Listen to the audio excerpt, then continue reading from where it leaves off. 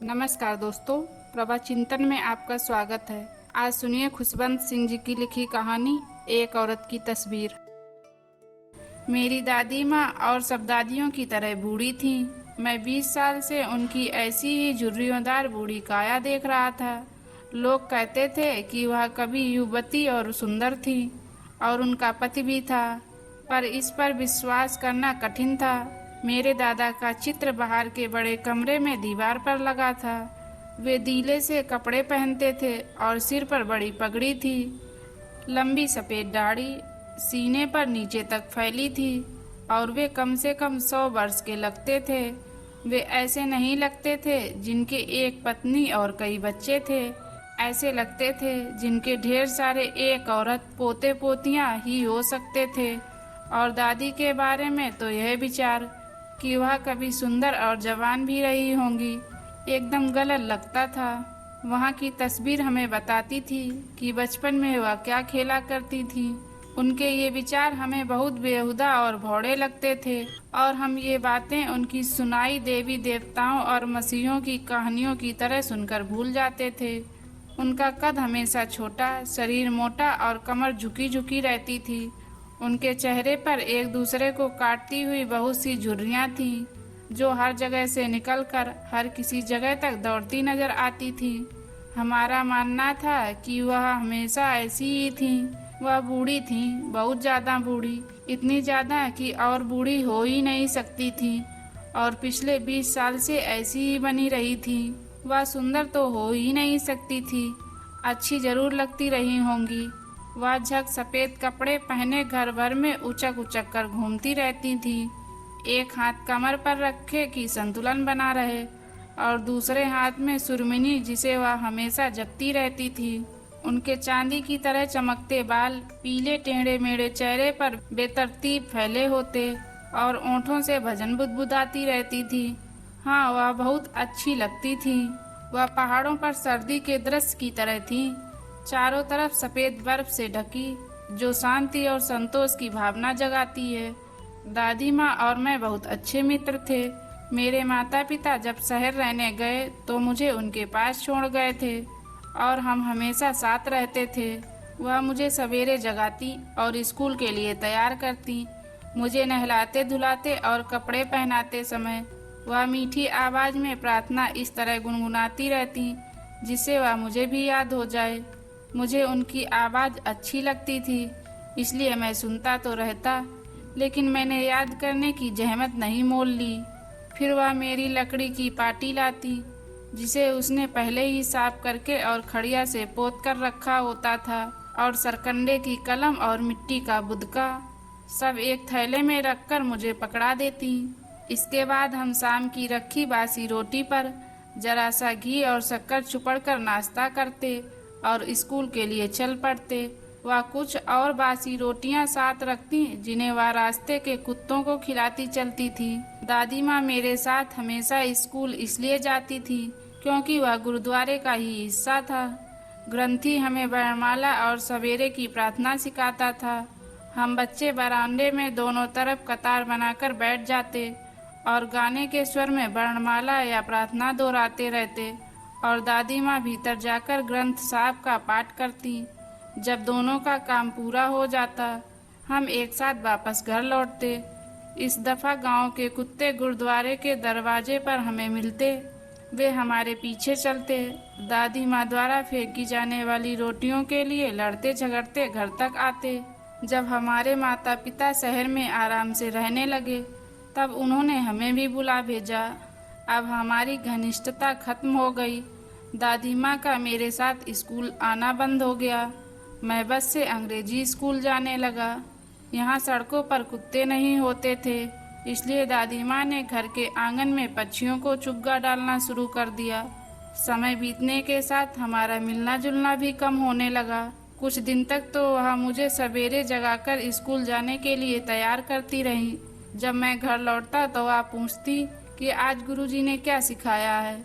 मैं उन्हें अंग्रेजी के शब्द बताता और पश्चिमी विज्ञान तथा शिक्षा की बातें, जैसे आकर्षण का सिद्धांत, आर्किमिडीज का नियम, दुनिया गोल है वगैरह समझाकर बताता। लेकिन यह सब उन्हें अच्छा नहीं लगता था। इसमें वह मेरी बिल्कुल मदद नहीं कर सकती थी। अंग्रेजी स्कूल में पढ़ाई जाने वाली ये बातें उन्हें बेकार लगती थी और उन्हें दुख होता कि यहाँ भगवान और धर्म के बारे में कुछ क्यों नहीं बताया जाता। एक दिन मैंने बताया कि अब हमें संगीत भी सिखाया जाने लगा है। इससे उन्हें बड़ी परेशानी हुई। उनकी दृष्टि में संगीत का मतलब भोग विलास था।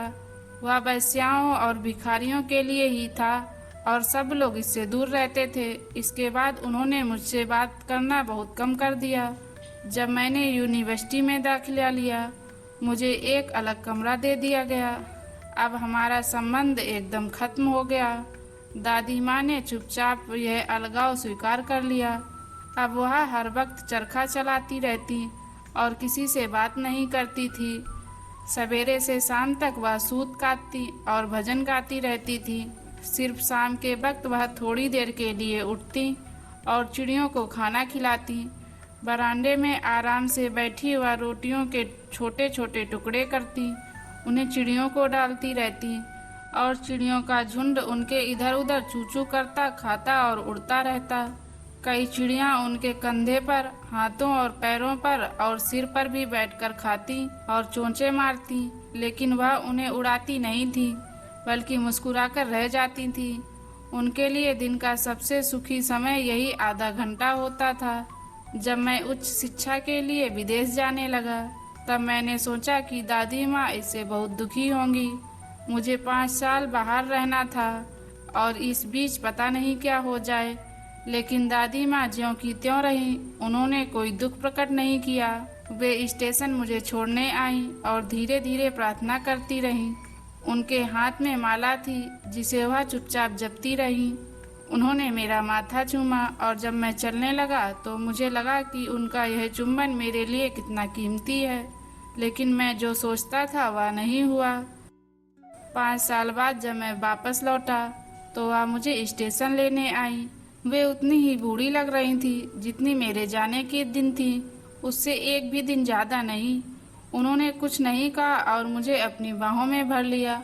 उनकी प्रार्थना मेरे कानों में पड़ रही थी। लौटने के बाद पहले ही दिन मैंने देखा कि वह उसी तरह चिड़ियों को खाना खिलाती, उनसे हल्की फुल्की बातें करती, वैसी ही खुश हैं। शाम को उनमें एक परिवर्तन दिखाई दिया। आज उन्होंने प्रार्थना नहीं की, अपने पड़ोस की औरतों को इकट्ठा किया, एक ढोलक ली और उसे बजा बजा कर जोर जोर से गाना शुरू किया।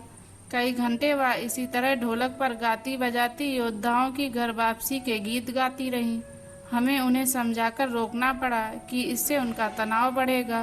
मैंने पहली बार देखा कि उन्होंने हमेशा की तरह प्रार्थना नहीं की। दूसरे दिन सवेरे उन्हें बुखार चढ़ आया। डॉक्टर बुलाया गया तो उसने देखकर कहा कि कोई खास बात नहीं है, बुखार उतर जाएगा। लेकिन दादी माँ ने कुछ और ही कहा। कहने लगी कि अब उनका अंत निकट है।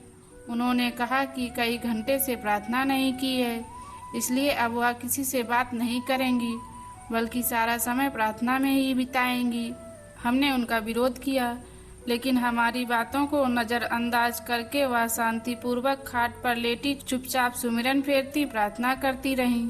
हमारी उम्मीद से पहले ही उनके ओंठ अचानक बंद हो गए।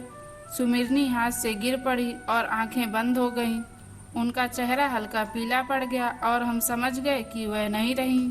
हमने उन्हें बिस्तर से उठाया और जैसी प्रथा है धरती पर रख दिया और उनके शरीर पर एक कपड़ा डाल दिया। कुछ घंटे शोक मनाने के बाद हम उनके दाह संस्कार की तैयारी करने लगे। शाम हुई तो हम लकड़ी की एक टिकटी लेकर उनके कमरे में गए। सूरज डूब रहा था और उसकी सुनहरी रोशनी बरामदे तक फैली हुई थी। हमने देखा कि पूरे बरामदे और कमरे में जहां उनका शव रखा था, हजारों चिड़ियां चारों तरफ बैठी हैं। वे सब एकदम चुप थीं। मेरी माँ उनके लिए रोटियां लेकर आई और जिस तरह दादी माँ उनके टुकड़े टुकड़े करके उनके सामने डालती थी, उसी तरह वह भी करने लगी। लेकिन चिड़ियों ने उस पर ध्यान नहीं दिया। जब हम दादी माँ की अर्थी उठाकर बाहर लाए, तब वे चुपचाप उड़ गईं। दूसरे दिन सवेरे भंगी ने रोटी के वे टुकड़े इकट्ठा किए और कूड़ेदान में डाल दिए।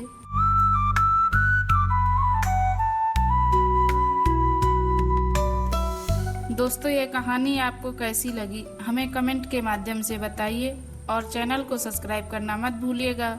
मिलते हैं एक ऐसी ही नई कहानी में। तब तक के लिए जय हिंद।